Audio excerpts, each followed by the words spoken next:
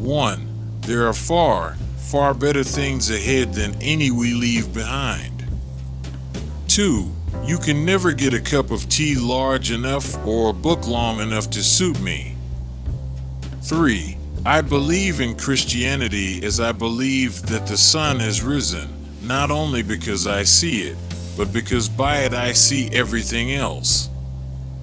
4. Love is not affectionate feeling, but a steady wish for the loved person's ultimate good as far as it can be obtained. 5. It is a good rule after reading a new book, never to allow yourself another new one till you have read an old one in between.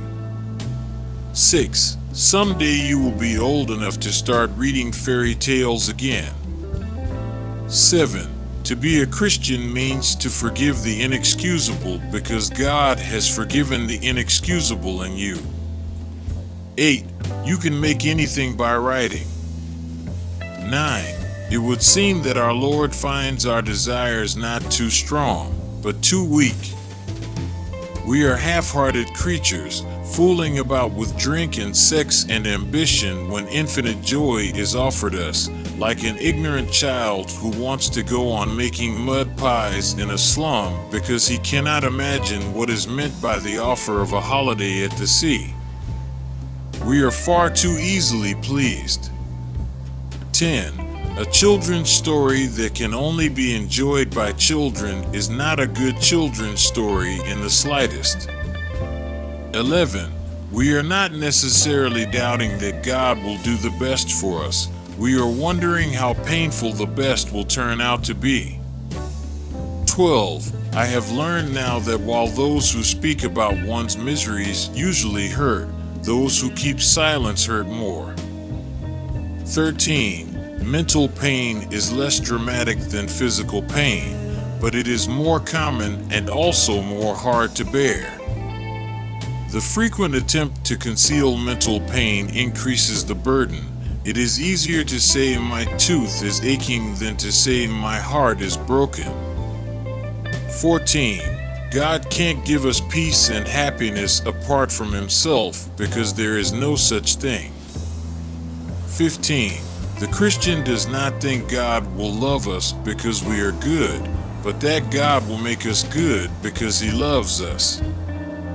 16. Critics who treat adult as a term of approval instead of as a merely descriptive term cannot be adult themselves. To be concerned about being grown up, to admire the grown up because it is grown up, to blush at the suspicion of being childish, these things are the marks of childhood and adolescence. And in childhood and adolescence they are, in moderation, healthy symptoms. Young things ought to want to grow.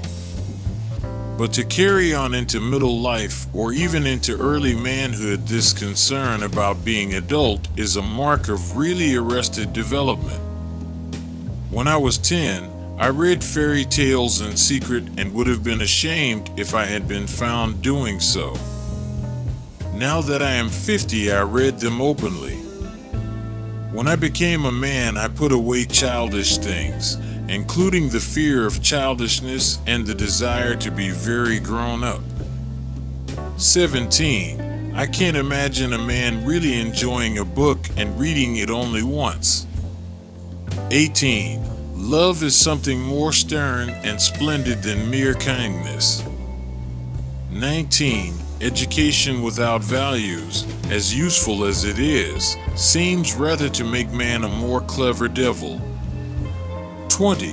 What you see and what you hear depends a great deal on where you are standing. It also depends on what sort of person you are. 21. If you look for truth, you may find comfort in the end. If you look for comfort, you will not get either comfort or truth, only soft soap and wishful thinking to begin, and in the end, despair. 22. Crying is all right in its way while it lasts. But you have to stop sooner or later, and then you still have to decide what to do. 23. We meet no ordinary people in our lives. 24. My argument against God was that the universe seemed so cruel and unjust. But how had I got this idea of just and unjust? A man does not call a line crooked unless he has some idea of a straight line. What was I comparing this universe with when I called it unjust?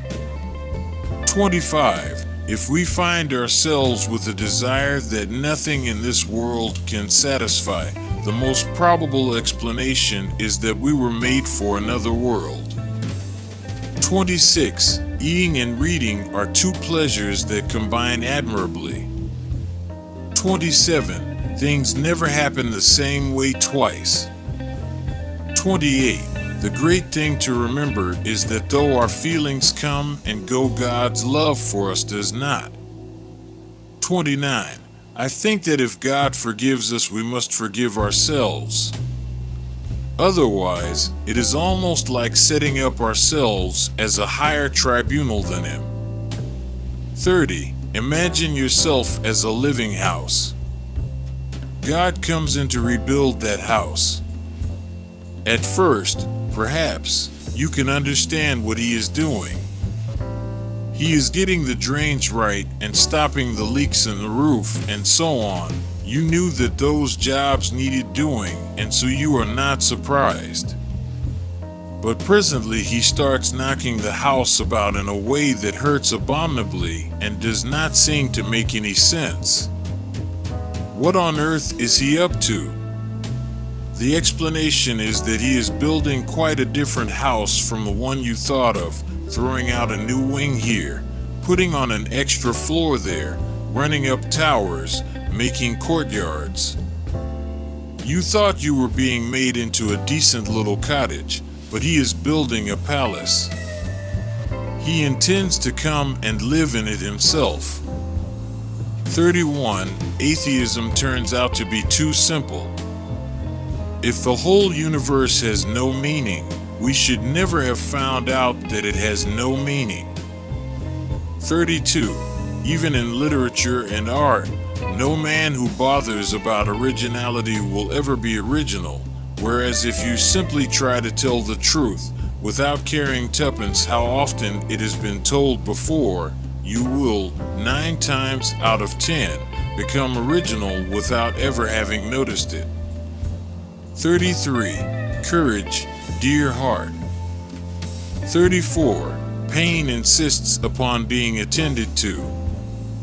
God whispers to us in our pleasures, speaks in our consciences, but shouts in our pains.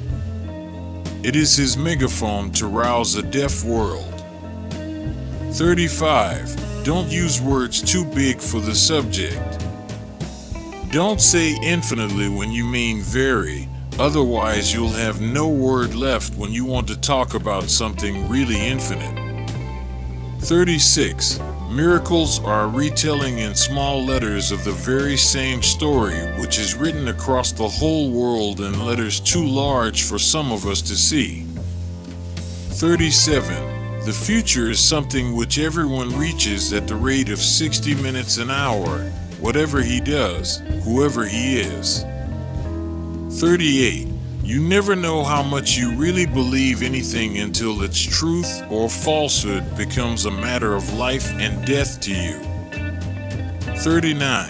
A man can no more diminish God's glory by refusing to worship Him than a lunatic can put out the sun by scribbling the word darkness on the walls of his cell. 40. He died not for men, but for each man. If each man had been the only man made, he would have done no less. 41. No book is really worth reading at the age of 10, which is not equally, and often far more, worth reading at the age of 50 and beyond.